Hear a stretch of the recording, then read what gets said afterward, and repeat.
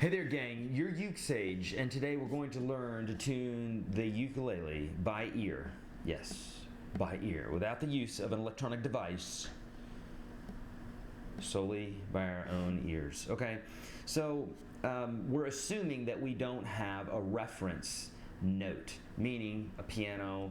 Say we wanted to tune the G string to a G on the piano, then we could use that as our reference, play the note, play the G, and tune it until we get that note. Then we can take that string as your reference string and tune the rest of the instrument to it. Okay, so we're assuming that you do not have that, but if you do have that, that would be something like a piano or a pitch pipe or some sort of electronic something that would produce a pitch. There's some online as well, some ukulele tuners.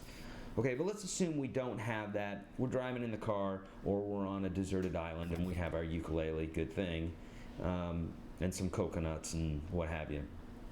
Okay, so we just have our ukulele and we need to tune the instrument to itself. So here's how we're going to do it. Okay, so you kind of have to have a reference, like which note might be in tune more than another. So let's say this one is in tune. We're going to tune the other strings to it. So it's going to go something like this. If you, on the fourth string, so counting 1, 2, 3, 4, on the fourth string, what you're going to do is pluck it, okay?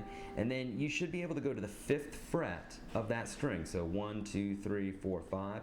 You should be able to finger the 5th fret of the 4th string, and the note should be also a C. Now you're hearing bong, bong, bong, bong. Okay? Yeah, talented, right? So those are octaves of each other, but they should both be a C.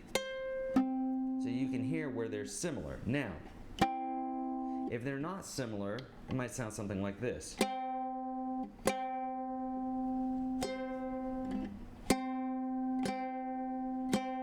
Can you hear a little warble or a little kind of like vibration, if you will? Whoops. So the more it's out of tune, the faster that vibration is. But as it gets closer to the pitch,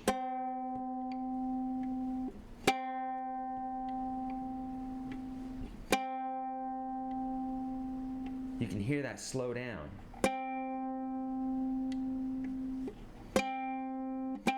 Till the two notes should sound very close to the same. Okay, so now we said that this note was in tune when we started, or we're referring to the rest of the instrument according to this note, meaning that's our benchmark. That's the one that we're saying sounds the same or sounds consistent. Now we just tuned this string to it, right? Okay. So these two strings are in tune. You're going to come down, so G and C is tuned. Now we're going to tune the E string. And instead of at the 5th fret, I want you to place your finger on the 4th fret of the C string.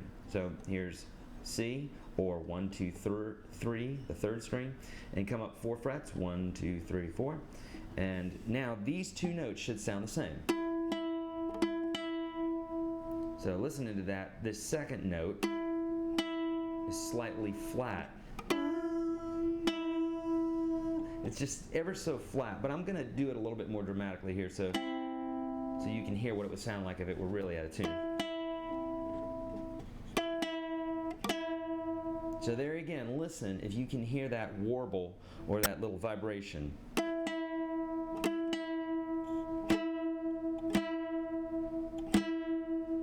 Okay, so that means it's out of tune. And what you want to do is you know that this is the reference tune. You know that this first note is the note that we're going to not change. The other note, this one, is the note we are going to change. So you need to be able to do this. This is really important when tuning any instrument, is you need to be able to hum both notes. This takes a little bit of practice, but take your time with it and you'll learn this, okay? Pitch, all that stuff is a learned thing. Some people will say it's not, but it's typically those who aren't around it very often that say it's not. It's a learned thing. Intonation is learned. So here we go.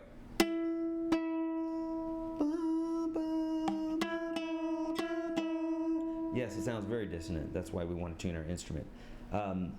So that's in tune.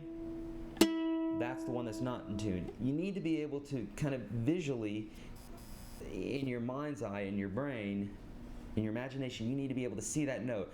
Bum, bum. You need to be able to kind of see it in your brain going down. Bum, bum. And if you can see that, then you can know which direction to tune the string up. Okay? So this is our reference. This is the one that needs to be tuned. I'm going to follow it down. So that's the peg winder I need to move. So here we go. So we know that this note, the second note, needs to come up, right? You can hear that vibration or that warble happening less and less. Now it's in tune. Now the two strings sound like one pitch. Get it? Okay, good. Now let's go on to the next string. So we have G, C, E tuned, and now we're going to assume that A is not tuned. There, it's not tuned. And I'm going to play the two. So now on the E string, I want you to go up to the 5th fret. 1, 2, 3, 4, 5. By the way, if you're using a ukulele that is tuned differently, say like a baritone ukulele or something like that, then it's the same exact process. It's just that the strings are named differently, but you'll still put your fingers on the same place, and the whole process is the same. It's just that you're referring to the notes differently. Again, for this process, you don't have to know the names of the notes. We're just knowing where to put our fingers. Okay. So on this one, on the 2nd string, again counting from the bottom, 1, 2, or on this specific ukulele, it's the E string.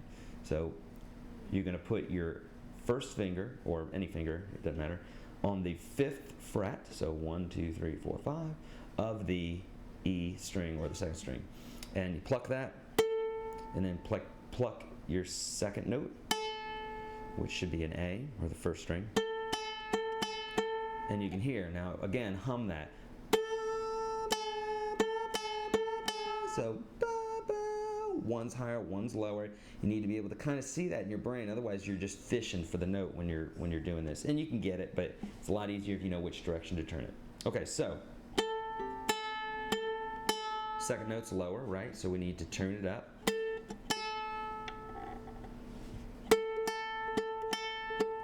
There, I was lucky. I got that one first shot. So those sound good. So now if I go to play a chord, should sound pretty in tune.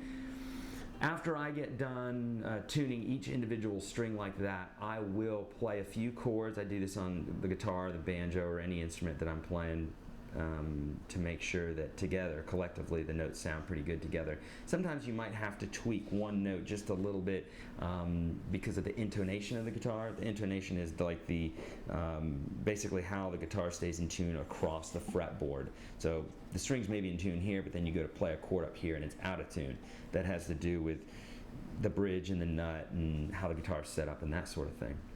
But when you have a guitar that is not perfectly set up, which no guitar really is, but you can hear that it's out of tune when you're playing the chord, you might need to adjust that one note just a little bit and kind of compensate so that the chord does sound good. So here you go. We're in tune now. There's a C, A minor, G. It sounds great. All right. So there you go. If you haven't already, go to youruksage.com and grab the ebook here where I explain this process. Or actually the teaching process we're doing here on the video, but where I teach you theory, teach you chords, teach you how to play bar chords, how to read charts to songs, and I teach hundreds of songs. So check that out. youruksage.com. If you haven't already, hit subscribe and go practice. See ya.